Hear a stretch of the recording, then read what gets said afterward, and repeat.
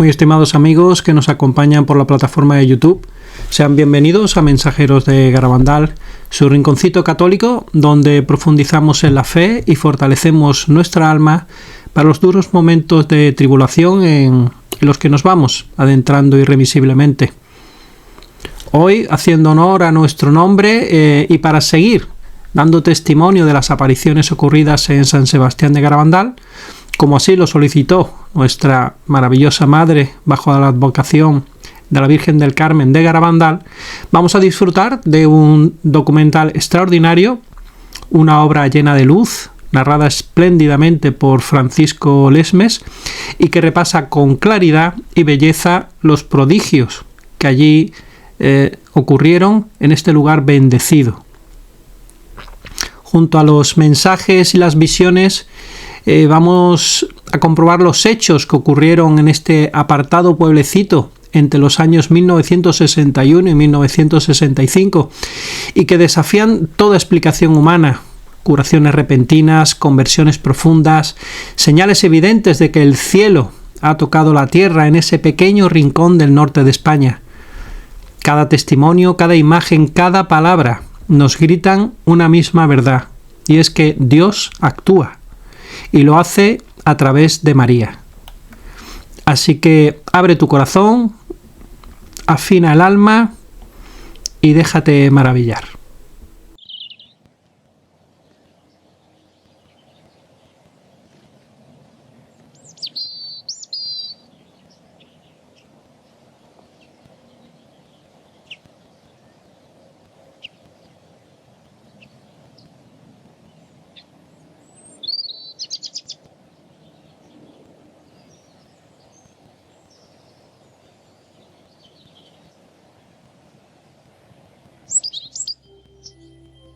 Era el año 1961. El lugar, un pequeño pueblecito en las montañas cantábricas del norte de España, llamado San Sebastián de Garabandal. 300 personas vivían allí, al pie de la montaña, en unas 80 casas de piedra. Este pueblecito está totalmente aislado de los demás de la región y es muy primitivo. Las casas carecen de agua corriente y la única fuente de calor es una estufa en la cocina. Solo hay electricidad durante unas pocas horas de cada noche. Las comodidades del mundo moderno, como televisiones y coches, simplemente no existen aquí. De hecho, no hay ni un solo motor en todo el pueblo. La gente se las arregla para ganarse la vida con la ganadería, teniendo que caminar a horas hasta llegar a los pastizales en lo alto de las montañas. Toda la familia participa en el trabajo, que consiste principalmente en recoger la hierba que luego se utiliza como alimento para los animales durante los crudos meses de invierno. Aunque Garabandal es el pueblo más pobre de la región, es también el más religioso. Todos los días, una de las mujeres del pueblo va por las calles haciendo sonar una campana para recordar a los habitantes a rezar por los difuntos. Todas las noches, la gente se reúne en la pequeña iglesia para rezar el rosario y las letanías de la Santísima Virgen María. Los fines de semana, el párroco de Cosío hace el difícil viaje a caballo hasta Garabandal para celebrar la Santa Misa y oír las confesiones. Este era Garabandal en 1961. Era tan solo una sencilla población cantábrica que había permanecido sin cambios durante décadas, tal vez siglos. Y era de esperar que permaneciera así para siempre. Estas 4 niñas eran tan típicas como todas las demás del pueblo y vivían felices en su montaña. Conchita González, de 12 años. Maricruz González, de 11. Jacinta González, de 12. Y Mariloli Mazón, también de 12 años. Aunque 3 de ellas tienen el mismo apellido, no son parientes cercanas. Aún no había empezado a anochecer la tarde del 18 de junio de 1961, cuando las 3 niñas decidieron divertirse un poco cogiendo manzanas del árbol del maestro de la escuela en las afueras del pueblo.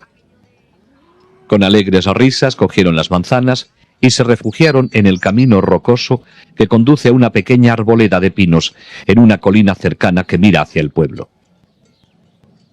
De repente, mientras se deleitaban comiendo las manzanas, oyeron un sonido como de trueno.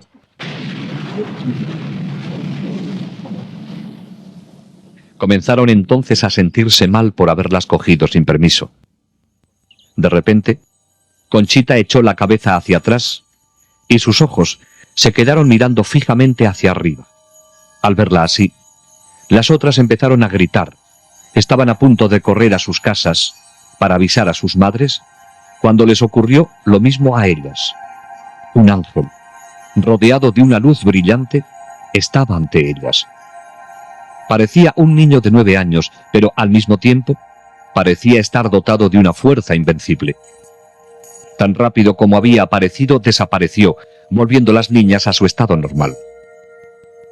Temblando por la experiencia, las 4 corrieron a la iglesia del pueblo. Un amigo las vio y les preguntó la razón de su palidez. «Es porque acabamos de ver un ángel», contestaron. Al poco tiempo, todo el pueblo hablaba sobre lo ocurrido, aunque nadie creía que realmente hubieran visto un ángel. Durante los siguientes días, las niñas vieron nuevamente al ángel y él les habló la primera vez el 1 de julio. ¿Sabéis por qué he venido? Es para anunciaros que mañana la Santísima Virgen se os aparecerá como Nuestra Señora del Monte Carmelo.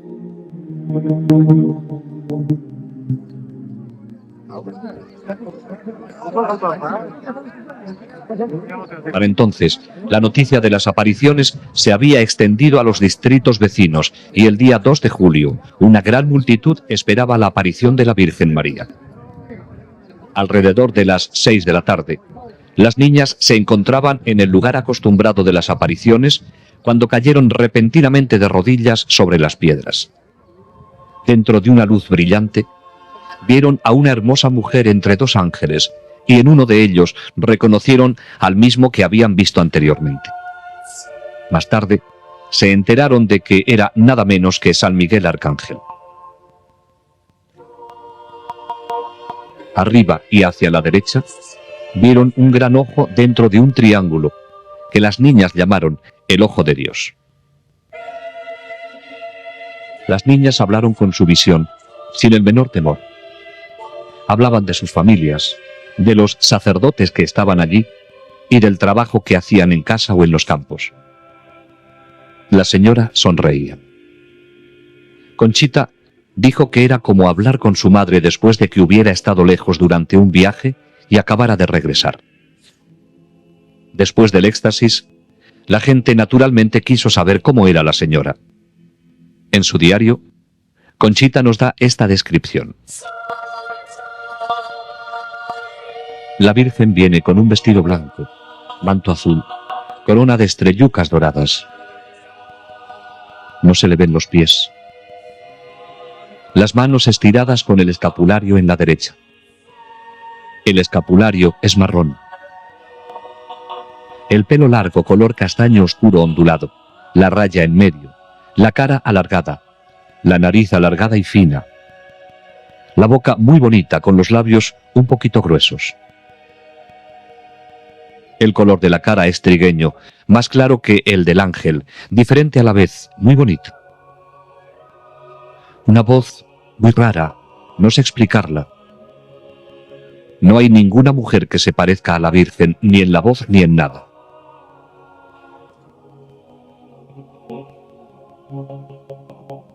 Pero existía un propósito detrás de estas apariciones de la Santísima Virgen. Quería utilizar a estas sencillas y simples niñas para llevar un importante mensaje a toda la humanidad. Pero siendo la madre amorosa y tierna que es, lo hizo a su propia manera. En su segunda visita vino con su pequeño niño en brazos, llenándose ellas de felicidad al ver al sonriente niño Jesús. Durante estas primeras apariciones, se vio a las niñas levantando pequeñas piedras hacia el cielo. Dijeron luego que la Virgen las besaba, pero añadieron que prefería besar objetos religiosos. La gente respondió entonces entregándoles rosarios, medallas, crucifijos y anillos de matrimonio, práctica que habría de continuar durante el transcurso de los acontecimientos. El 4 de julio, María les reveló su mensaje, diciéndoles que no deberían hacerlo público hasta el 18 de octubre. La verdadera naturaleza de las apariciones debería ser establecida primero para que el mensaje pudiera ser creído. Se necesitaba una prueba, y pruebas habría en abundancia. Varios médicos hicieron pruebas a las niñas durante los éxtasis. Encontraron que estaban rígidas, frías como piedras e insensibles al dolor. También experimentaban un cambio increíble en su peso. 2 hombres apenas podían levantar a una de ellas del suelo, mientras que ellas se levantaban entre sí con toda facilidad para besar a la señora de las apariciones. Las niñas sabían cuándo iban a tener una aparición mediante una serie de 3 llamadas interiores que se hacían progresivamente más intensas. Después de la última, salían corriendo llenas de felicidad a su encuentro celestial. Las llamadas tenían lugar a cualquier hora del día o de la noche, pero si las niñas se habían ido ya a la cama, entonces la Virgen respetaba su sueño. Conchita debió permanecer muchas noches en vela, esperando la última llamada de la Virgen. Hacia finales de julio, la frecuencia de las apariciones había aumentado a 2 o más en un solo día, con una duración desde 10 minutos hasta varias horas. Las caras de las niñas se transfiguraban, adquiriendo una belleza sobrenatural. Algunos observadores se impresionaban tanto con esto que les resultaba difícil mirarlas. Agosto comenzó con nuevos fenómenos. Durante las apariciones, cuando estaban de rodillas, se las podía ver caer de repente hacia atrás hasta que sus cabezas tocaban el suelo. A veces caían al unísono, en perfecta sincronización, formando bellas esculturas. Merece la pena mencionar que nunca se les subió la ropa indecorosamente. En ocasiones caían totalmente rectas hacia atrás, dando un fuerte golpe seco en el suelo que horrorizaba a los espectadores, pero nunca se hicieron daño, levantándose luego sin el apoyo de sus manos o brazos. Comenzaron entonces los éxtasis ambulatorios, hacia adelante o hacia atrás y a través del pueblo, durante los cuales mantenían los ojos fijos hacia arriba todo el tiempo. Véase cómo el pie de Mariloli evita cuidadosamente una piedra del camino. A veces se movían tan rápido que ni los más jóvenes del pueblo, corriendo a toda marcha, podían alcanzarlas. Al terminar la carrera, no estaban cansadas ni sudorosas, y sus pulsos eran totalmente normales. Durante estas carreras extáticas, solían detenerse instantáneamente, desafiando las leyes de la física, mientras que los que trataban de seguirlas pasaban junto a ellas incapaces de detenerse tan rápido. Las niñas siempre llevaban crucifijos en las manos y los ofrecían para ser venerados a aquellos que estaban a su alrededor. Nunca sabían quién besaba el crucifijo, ya que durante los éxtasis solo veían a su visión y a ellas mismas. Por orden de la Virgen, sostenían el crucifijo para que lo besase aquel que María deseara. En una ocasión, después del éxtasis, Conchita se enteró de que todos los que habían besado el crucifijo eran sacerdotes vestidos de seglares. Ahora se puso tensa. Gruesas gotas de sudor se formaron sobre su frente y exclamó: ¡Milagro! ¡Milagro! ¡Milagro! ¡Milagro! A la mañana siguiente, en el camino a casa con unos amigos, dijo: «¿Qué regalo me ha dado la Virgen? Qué afortunados somos de tener una madre como ella en el cielo. Este es el día más feliz de mi vida». Profirió entonces un leve sonido como de tos e inclinó la cabeza. El padre Andreu había muerto.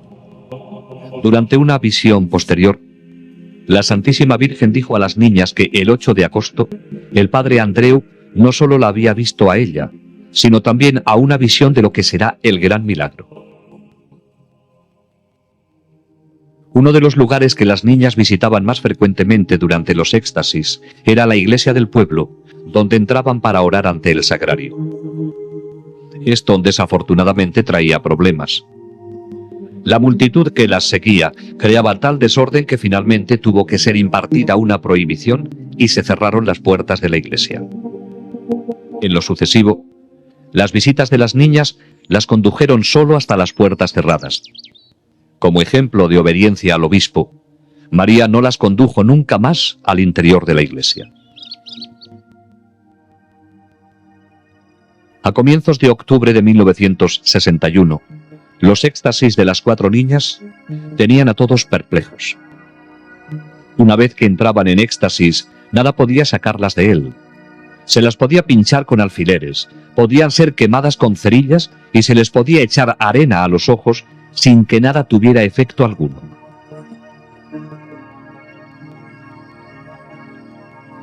Las poderosas luces de las cámaras, disparadas a corta distancia, no las hacían parpadear. En sus marchas hacia adelante y hacia atrás, se movían con precisión y velocidad, sin siquiera mirar hacia dónde iban. Eran especialmente impresionantes sus descensos nocturnos hacia atrás, desde los pinos hasta el pueblo, a velocidades increíbles.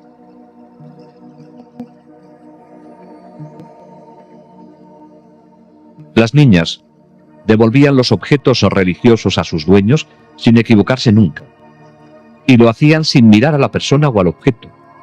Estos objetos eran generalmente apilados sobre una mesa en casa de una de ellas, cuando no estaban allí.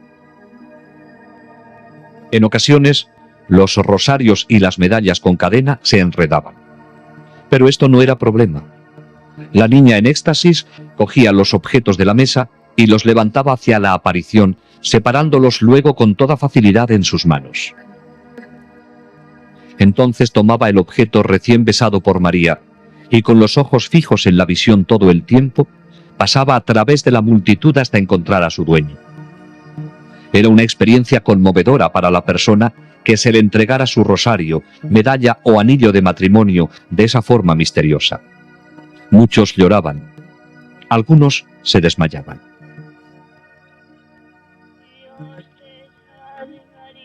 Durante los éxtasis, las niñas lloraban como nunca lo habían hecho antes. Oigamos una grabación original de 2 niñas rezando el Ave María, mientras contemplaban a aquella persona a quien está dedicada esta antigua oración. Y bendito es el fruto de tu vientre, Jesús. Santa María, Madre de Dios, ruega por nosotros pecadores, ahora y en la hora de nuestra muerte. Amén. Cantaban himnos que no habían aprendido, y con la ayuda de María, componían canciones bellísimas. Oh Virgencita del Carmen, cuánto gusto nos has dado, con aparecerte a nos con tu niño tan salado.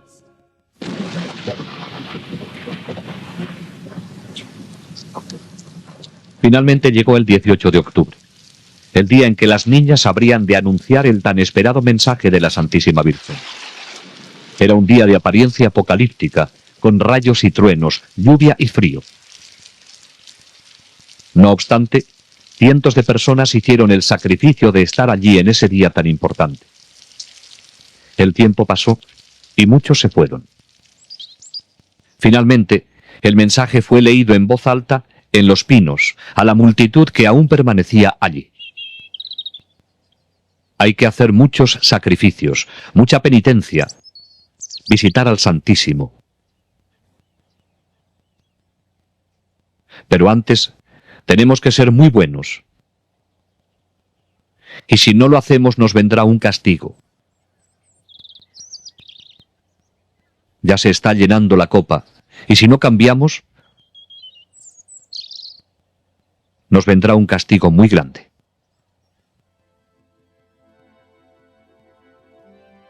Muchos se alejaron decepcionados, habiendo esperado algo más. Pero ese fue el mensaje, corto y al grano. La más amorosa de las madres acababa de decirles a sus hijos, en un lenguaje claro y sencillo, lo que deberían hacer para evitar un castigo de Dios que sobrepasaría cualquier cosa que el hombre pudiera concebir.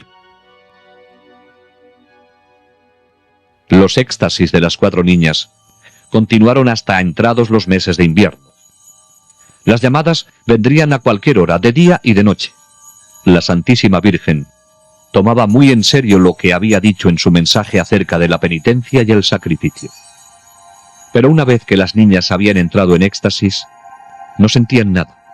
Durante una copiosa nevada, grandes copos de nieve se acumularon sobre los brazos extendidos de Conchita, quien no se percató de ello.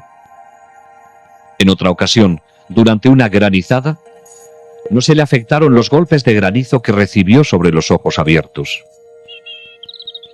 Las visitas de la Santísima Virgen y de San Miguel continuaron durante la primavera y el verano de 1962.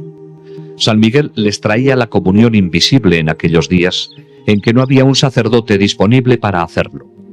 Les enseñó cómo hacerlo con respeto. Primero venía la preparación, luego la comunión y por último la acción de gracias. Pero los sacerdotes se mostraban escépticos acerca de estas comuniones invisibles. ¿Cómo podían ellas recibir la comunión de un ángel cuando solo un sacerdote tiene la potestad de consagrar? Las niñas se lo preguntaron al ángel, quien les contestó que él tomaba las hostias de los tabernáculos de la tierra. No existía un solo lugar en el mundo que pudiera compararse ni remotamente con Garabandal durante esa época. La Santísima Virgen parecía haberse apoderado del pueblo entero. Conducía a las niñas por todas y cada una de sus calles. En ocasiones cantaban el rosario mientras caminaban junto con las personas que las acompañaban. Todos los hogares fueron visitados. Cuando las niñas, durante un éxtasis, llegaban a una casa en la que había alguien enfermo en cama, se arrodillaban para rezar ofreciéndole el crucifijo. Al entrar en la casa de alguien que hubiese enviudado, recitaban oraciones delante de la foto del difunto o hacían la señal de la cruz sobre la cama vacía. También iban al cementerio, donde extendían el crucifijo a través de las barras de la reja de entrada.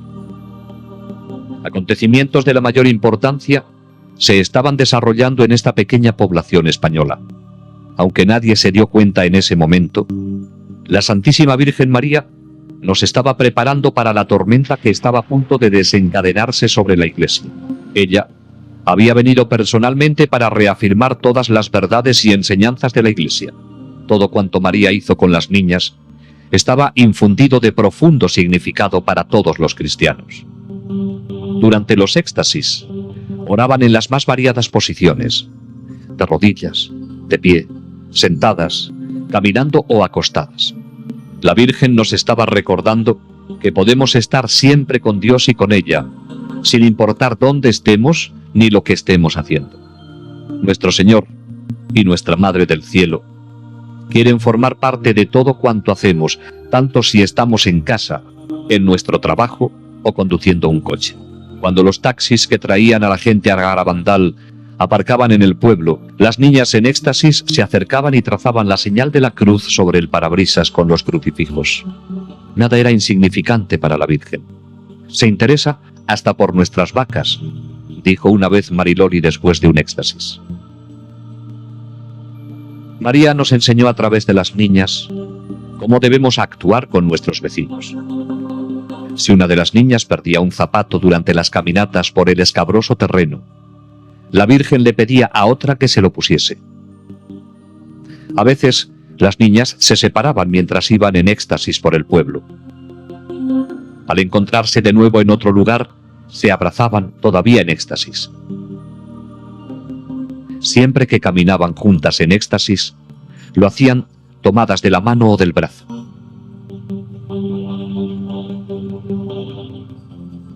¿Y quién era esta señora de luz, actuando tan poderosamente en la pequeña población de Garabandal? Aquellos que nunca lo entendieron claramente han debido tan solo fijar su mirada en la figura sobre la cruz que ella les ordenaba ofrecer a los presentes.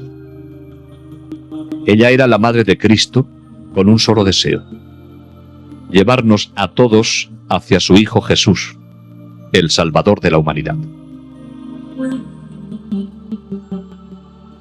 ¿Es María la madre solo de los católicos?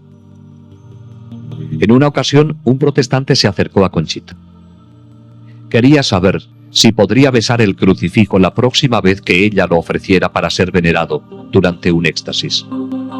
Conchita, que había sido educada en un ambiente totalmente católico, se lo preguntó con preocupación a la Virgen durante la siguiente aparición. María dirigió su mirada al hombre y dijo: «Él es mi hijo también». Y actuando a través de la niña, hizo llevar el crucifijo a los labios del protestante. Ante todo esto, las niñas debieron sentir que estaban en la antesala del cielo. Pero no habría de ser así. Ellas, como todos los demás, tenían todavía sus vidas por vivir, en un mundo real y difícil, cada vez peor con cada día que pasa. El 19 y 20 de junio de 1962 fueron 2 días que difícilmente podrán ser olvidados en los anales de Garabandal. Durante un éxtasis, se oyó gritar de terror a las niñas. Se había levantado el velo, permitiéndoseles dar una mirada a los acontecimientos del futuro. Vieron confusión por todas partes y a la Iglesia perseguida en un mundo dominado por el comunismo. En el momento en que las cosas eran peores, se les dijo que Dios enviará un aviso sobrenatural que será sentido por todas las personas de la tierra. Entonces, a pesar de hallarse en la presencia de la Santísima Virgen, se sintieron sobrecogidas de terror al ver escenas del futuro castigo que será enviado por Dios si el mundo no cambia después del aviso y el milagro. A pesar de que, a petición de la Santísima Virgen, las personas que estaban allí, casi todo el pueblo, habían permanecido a alguna distancia de las niñas, se sintieron tan sobrecogidos por los gritos y las expresiones de las niñas que al día siguiente el pueblo entero confesó y comulgó.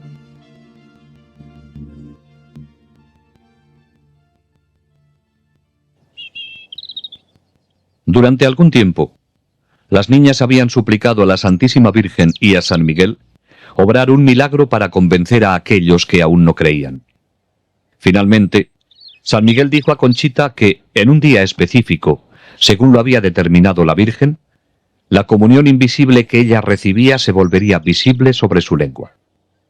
Conchita lo llamó alegremente milagruco, ya que ella pensaba que la hostia que recibía era siempre visible. Varios centenares de personas se encontraban en el pueblo cuando, finalmente, llegó el día anunciado por Conchita con 15 días de anticipación.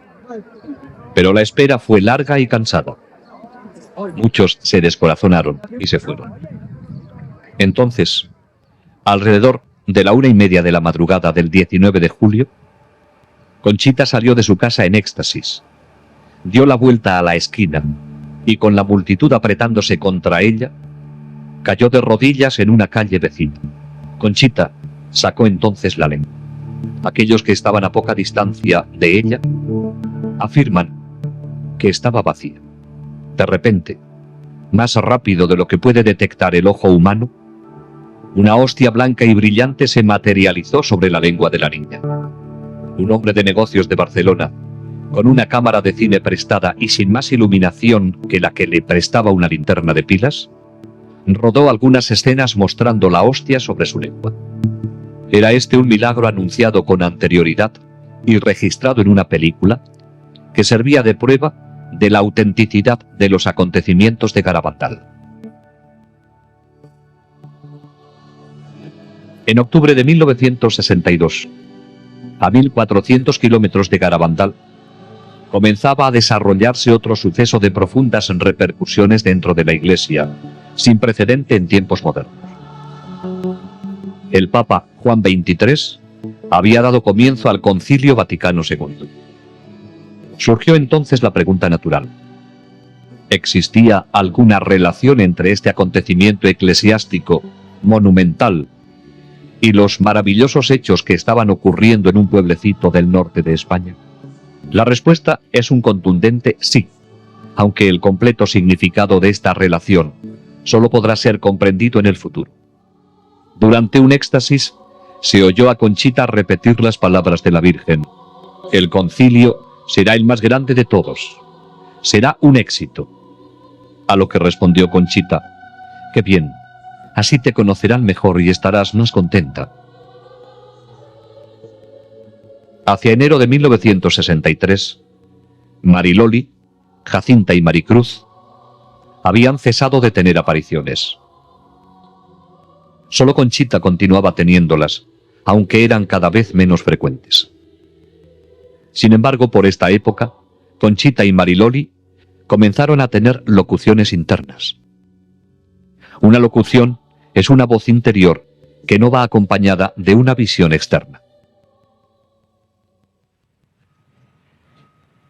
En 1947, Joe Mangino perdió el sentido de la vista y el olfato en un absurdo accidente que le cercenó los nervios olfativo y óptico. Después de un largo periodo de tiempo, logró surgir en 1961 como un exitoso hombre de negocios, aunque agotado por el exceso de trabajo. Su médico le sugirió que se tomara unas vacaciones en Europa. Así que salió de casa en Lindenhurst, Nueva York, para visitar a su tío en el sur de Italia. Joey no era muy religioso en aquel entonces, y solo gracias a la insistencia de su tío accedió a hacer un largo viaje en coche hasta San Giovanni Rotondo, donde vivía Padre Pío. Este fraile franciscano, con las llagas de Cristo en sus manos, pies y en el costado, era considerado como un santo viviente. Joey no había previsto ningún encuentro personal con él. Sin embargo, al terminar la misa, se encontró en una habitación con otras personas esperando la bendición del Padre cuando pasara por allí. Al entrar el Padre Pío en la habitación, Joey se arrodilló para recibir su bendición. De repente, oí a la gente arrodillarse sin saber lo que pasaba. Padre Pío colocó sus brazos sobre mí y me besó en la frente. Me dijo: Joey, estoy muy contento de verte. Mi tío me dijo luego que era Padre Pío quien me había abrazado. Yo no sabía qué decir, porque nadie sabía que yo iría allí a verle, ni siquiera yo mismo.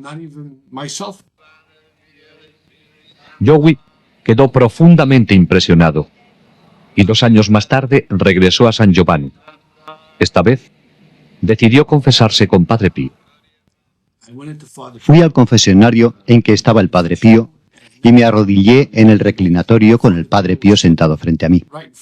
Me tomó la mano, así. Yo estaba asombrado pensando en los confesionarios americanos con paneles. Entonces, estando de rodillas, con mis manos entre las del Padre Pío, me dijo en italiano: Joey, confiésate. Y para ser franco, estaba entristecido porque no estaba llevando una vida adecuada. Me quedé atónito. No supe qué decir. Entonces, el Padre Pío me tomó la mano, así, y me dijo: confiésate. Pero de nuevo encontré muy difícil hablarle. Entonces, en perfecto inglés me dijo: Joey, ¿recuerdas cuando estuviste en un bar con una mujer llamada Bárbara? ¿Recuerdas los pecados que cometiste? Y en perfecto inglés pasó a decirme las personas con las que había estado, los sitios a los que había ido y los pecados que había cometido. Naturalmente, estaba sudando. Pero Dios me concedió la gracia de entender que si tenía que soportar todo aquello para volver a ser feliz, merecía la pena. Creía realmente que el Padre Pío podría ayudarme. Entonces, cuando llegó al fondo de todos mis pecados, después de lo que me parecieron 1000 años, me dijo en italiano: ¿estás arrepentido? Y yo le dije: sí, lo estoy, Padre Pío. Entonces me dio la absolución. Los ojos me daban vueltas en la cabeza y comencé a frotarlos, así. La cabeza me daba vueltas y yo seguía frotándome los ojos. De pronto Mi mente se aclaró totalmente y me puso su mano estigmatizada sobre los labios. Así. Besé su estigma y me dio una ligera palmada en la cara, diciéndome en italiano: Joey, un poco de paciencia y valor, y vas a estar bien. Tenía 33 años, pero me sentía como si tuviera 16. Tenía el firme propósito de corregirme. Lamentaba todos los pecados que había cometido durante mi vida. Me sentía tan bien y tan limpio que no quería involucrarme con nadie por temor a que, solo al hablar, pudiera perder la gracia que había recibido. Pero aún había una gracia más para Joey, mientras se arrodillaba con otras personas para recibir la bendición del Padre Pío. Cuando tuve el accidente aquí, en 1947, perdí el sentido del olfato. Todo esto está suturado. Y esta es una fractura de 3 pulgadas sobre la frente. No solo perdí mis ojos, sino el olfato. Cuando me arrodillé para recibir la bendición del Padre Pío, sentí una fragancia de rosas que provenía de la sangre de sus manos. Al percibirla me sorprendí y me eché hacia atrás contra la pared, con los brazos levantados, así, para protegerme. No sabía qué pasaba. Padre Pío bajó mi mano y me dijo en italiano: Joey, no tengas miedo. Y me tocó así, en el puente de la nariz. Mi sentido del olfato fue restablecido después de estar sin él desde el día del accidente, en junio de 1947, 16 años atrás. Joey estaba lleno de paz y felicidad y no quería abandonar San Giovanni. No obstante, su compañero de viaje le recordó que tenían el compromiso de pasar parte de sus vacaciones en un lugar llamado Garabandal. Cuando Mario me recordó que teníamos que irnos a Garabandal, le dije: Mario, ¿cómo sabemos que es verdad? A lo mejor no es una aparición verdadera. Tal vez es un truco del demonio para hacerme perder las gracias que acabo de recibir. Preguntémosle a Padre Pío. Entonces él dijo: ok. Siempre habíamos tenido una magnífica acogida por parte de los religiosos con los que residía Padre Pío, así que fuimos donde estaban ellos y les dije: quisiera hablar con Padre Pío, ¿es posible? Y el religioso dijo: oh sí, Joey. Hicimos las maletas y volvimos más tarde, ese día, para encontrarnos con Padre Pío en el claustro. Al arrodillarme, le dije al Padre Pío: ¿es cierto que la Virgen se está apareciendo a 4 niñas en Garabandal? Y él dijo: sí. Dije entonces: Padre Pío, ¿debo ir allí? Y él dijo: sí, ¿por qué no? Y así es como ocurrió. Debido a que Padre Pío me aseguró que la Virgen se estaba apareciendo allí, dándome su autorización para ir, no tuve miedo y fui. La primera de muchas visitas de Joey Lomangino a Garabandal fue en febrero de 1963. En aquellos días, especialmente durante el invierno, una de las únicas formas de llegar al pueblo era en carreta de bueyes. No pasó mucho tiempo antes de que Joey se encontrara y conociera a las niñas a quienes la Virgen se había aparecido, quedando inmediatamente impresionado por su sencillez y sinceridad. Conchita habría de convertirse en una buena amiga. Joey se quedó también impresionado por el mensaje y sintió la necesidad de hacerlo conocer. Sin embargo, se sentía impedido por su ceguera. Me dije: ¿qué puedo hacer para hacer conocer al mundo al Padre Pío y el mensaje de Garabandal? ¿Qué puedo hacer? ¿Qué puede hacer un ciego? Nunca estuve en una obra de teatro en el colegio de lo tímido que era. Joey regresó a casa. Tenía un álbum de fotos de Padre Pío y de las 4 niñas en éxtasis, con explicaciones en relieve bajo cada foto. Visitaba las casas de sus amigos y familiares, dándoles explicaciones sobre el famoso estigmatizado y sobre los hechos admirables que estaban ocurriendo en Garabandal. De esta pequeña semilla habría de surgir un apostolado a través del mundo entero.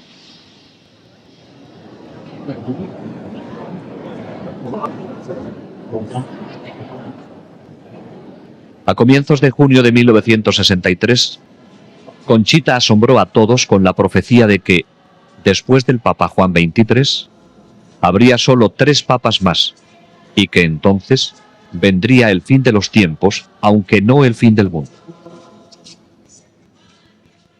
El 19 de marzo de 1964, día de la fiesta de San José, Conchita tuvo una locución en Los Pinos durante la cual la Virgen le dijo que el día del gran milagro, Joey Lomangino recuperaría la vista para siempre.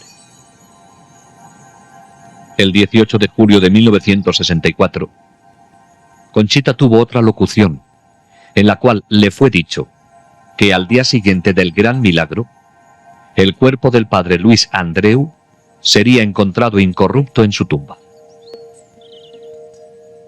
Enero de 1965.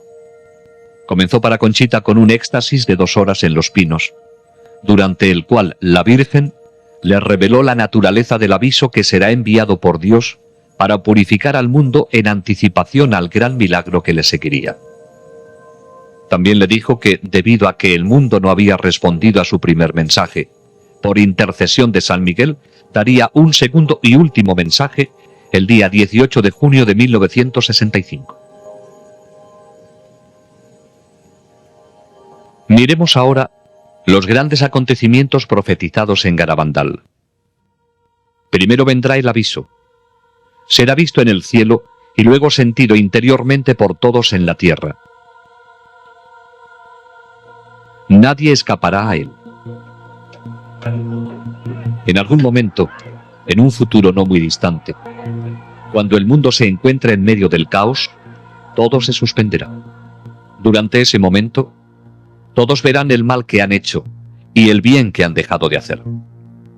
Será muy doloroso. La gente preferiría morir antes que soportarlo. Pero no causará daño físico. Si alguien muriese, sería solo como resultado del shock recibido. El aviso servirá de purificación para corregir la conciencia del mundo y prepararlo para el gran milagro.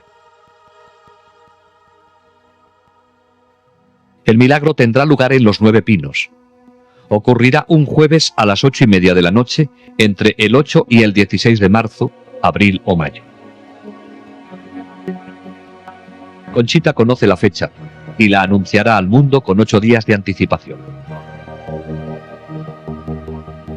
Será el día de un mártir de la Eucaristía y coincidirá con un gran acontecimiento de la Iglesia. Todos aquellos que estén en el pueblo o sus alrededores lo verán. Los enfermos que estén presentes se curarán. Los pecadores se convertirán y los incrédulos creerán. Como resultado del milagro, Rusia se convertirá. Después del milagro, quedará una señal sobrenatural visible y permanente que perdurará hasta el final de los tiempos.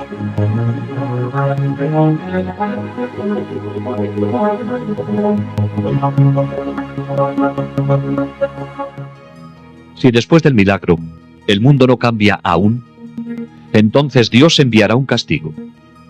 Será peor que cualquier cosa que el hombre pudiera imaginar y estará en línea con lo que merezcamos por nuestros pecados.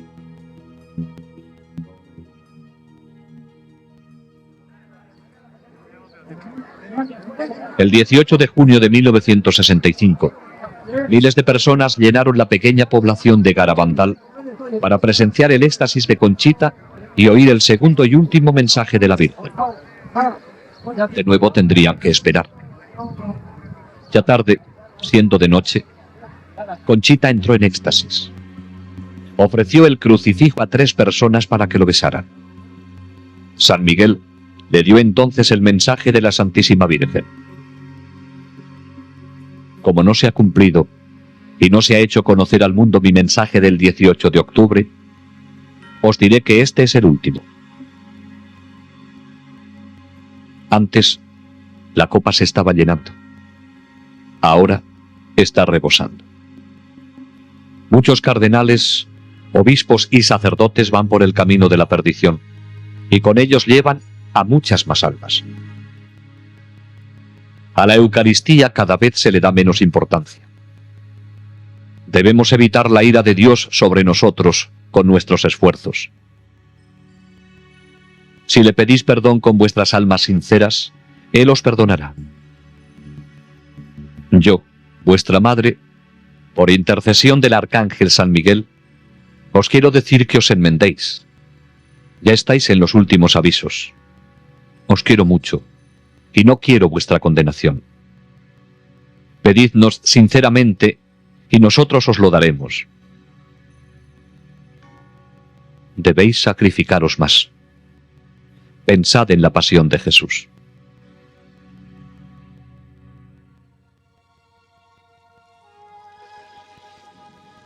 El 13 de noviembre de 1965 fue un día de alegría y tristeza a la vez para Conchita. La Virgen se apareció con el niño, pero habría de ser por última vez en Garabandal. Como ya se ha indicado, esta sería una aparición especial para besar objetos religiosos de los que Conchita tenía muchos. Después de besarlos, la Virgen dijo: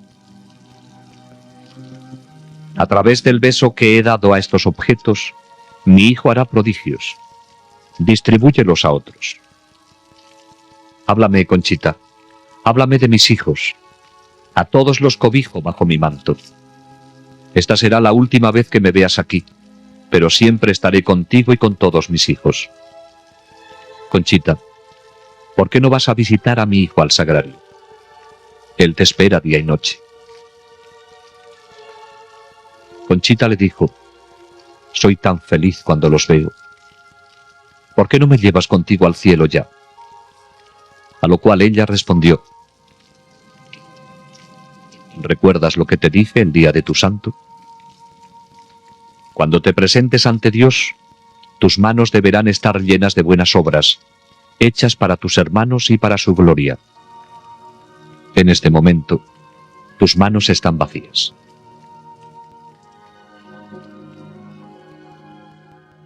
Todo había terminado.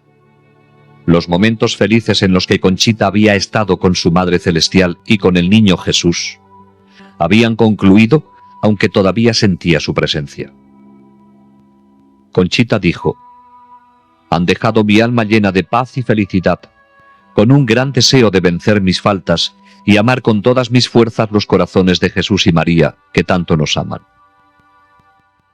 Lo que la Virgen dijo acerca de los objetos besados se ha vuelto realidad. Continúan recibiéndose informes de todo el mundo sobre casos de curaciones físicas y de otros favores recibidos. Muchos de ellos han venido de una medalla que Conchita dio a Joey Lomangino y que ha sido venerada por miles de personas en todo el mundo durante los muchos años de actividad apostólica de Joey. ¿Y qué dice la ciencia de los acontecimientos de Garabandal? Más de 40 médicos han examinado a las niñas en diferentes momentos.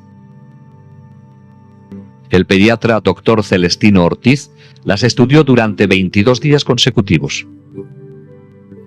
Fuera de los éxtasis las encontró normales y equilibradas. Sobre sus éxtasis dijo: permanecer en silencio sería una auténtica cobardía científica. No encontramos ninguna explicación satisfactoria para tales fenómenos. El doctor Ricardo Ponsernó era un neuropsiquiatra de reconocimiento internacional, en el clímax de su carrera. Efectuó los más exhaustivos exámenes a las niñas en un período de 12 días. Sus conclusiones: la cantidad y calidad de los fenómenos excluyen cualquier explicación natural. Dijo: desde un punto de vista estrictamente científico, no se puede negar la posibilidad de un origen sobrenatural en todos estos fenómenos. Otro eminente psiquiatra, conectado a los acontecimientos, es el doctor Luis Morales. En 1961, tenía su propia clínica en Santander, donde el obispo le nombró jefe de la comisión creada para estudiar las apariciones. En ese momento, él no creía en el origen sobrenatural de estas. Más tarde, el mismo doctor Morales sorprendió al cambiar su opinión original. El 30 de mayo de 1983, con autorización del obispo de Santander, dio una conferencia pública en el salón de actos más grande de Santander. Durante la misma, expuso ante la multitud las razones por las cuales estaba convencido de que las apariciones de Garabandal eran dignas de crédito.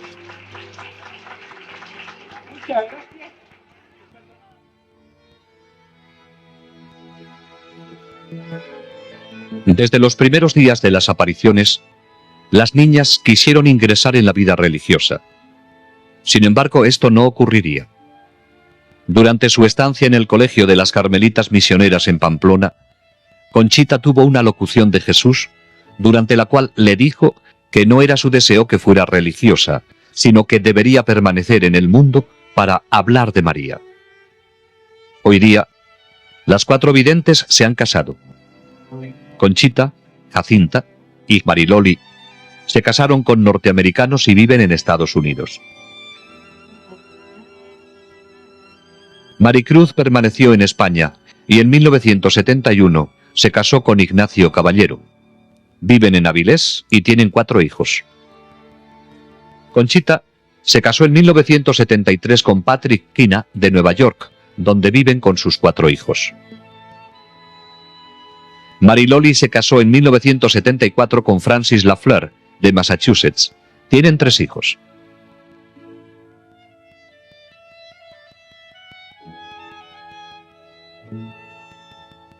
Jacinta se casó en 1976 con Jeffrey Monihan, de la Marina de los Estados Unidos. Tienen una hija.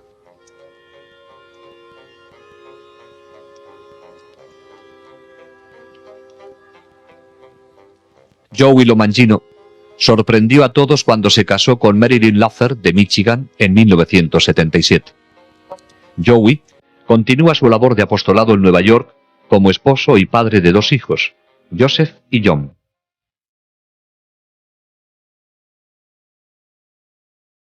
El principal propósito de la Santísima Virgen al aparecerse en Garabandal fue entregar un mensaje. Pero además de este mensaje, hizo un énfasis tan especial en otros puntos que estos llevan mensajes implícitos en sí mismos. La especial importancia de la Santa Eucaristía fue resaltada con la comunión invisible que San Miguel daba a las niñas y por el milagro de la hostia visible, al igual que por las muchas visitas al Santísimo Sacramento. Se pudo observar que, durante estas visitas, las niñas nunca dieron la espalda al sagrario, incluso saliendo de la iglesia caminaban hacia atrás. Durante todo el período de acontecimientos, la Virgen urgió constantemente a rezar por los sacerdotes. La Virgen escogió aparecerse bajo la advocación de Nuestra Señora del Monte Carmelo, estrechamente ligada al escapulario marrón.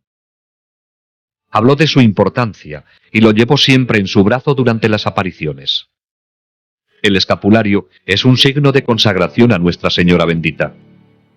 Aquellos que lo lleven con fe y devoción pueden estar seguros de su maternal protección durante los terribles días en que vivimos y en el momento de la muerte. El rosario fue algo muy importante dentro de los acontecimientos de Garabandal. María no les pedía a las niñas que lo recitaran durante las apariciones. Se lo ordenaba.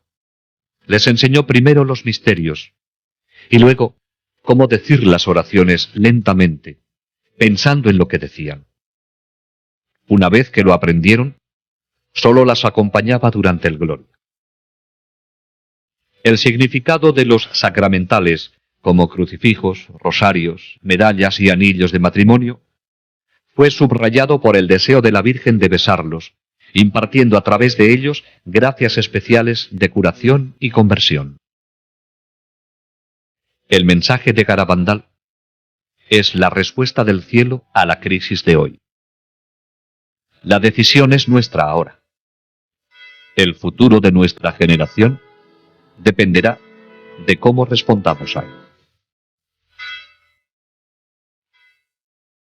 Espero que les haya gustado y después de haber contemplado los milagros que ocurrieron en Garabandal, uno no puede más que dar gracias a Dios, no solo por lo que allí ocurrió, sino por lo que aún sigue sembrando los corazones de quienes se acercan con fe, porque Garabandal no es solo historia, es esperanza viva. No es solo un lugar, es una llamada. Es una invitación directa del cielo a despertar, a convertirnos y a vivir como verdaderos hijos de Dios. Y es que los milagros que acabamos de ver no son adornos sobrenaturales, son misericordias del Padre, que nos recuerdan que aún hay tiempo, que todavía se puede cambiar, que el amor vence y que el perdón sana. Y que María está aquí, esperando que la tomemos de la mano para caminar hacia su Hijo. Que esta experiencia tan hermosa te llene de fe, de alegría y de confianza. Que la Virgen del Carmen de Garabandal interceda por ti, por tu familia y por el mundo entero. Y si este vídeo ha tocado tu alma, no te lo guardes, compártelo, difúndelo, hazlo llegar. Sé tú también un mensajero de Garabandal. También es bueno para hacer llegar a muchas personas este mensaje que te suscribas, que nos acompañes, que compartas, que escribas, que comentes. Porque lo que viene, si lo vives con Dios, será aún más maravilloso. Como siempre pedimos, lo hacemos de todo corazón, que Dios les bendiga, les proteja y les guarde. Ave María Purísima, sin pecado concebida. Muchas gracias.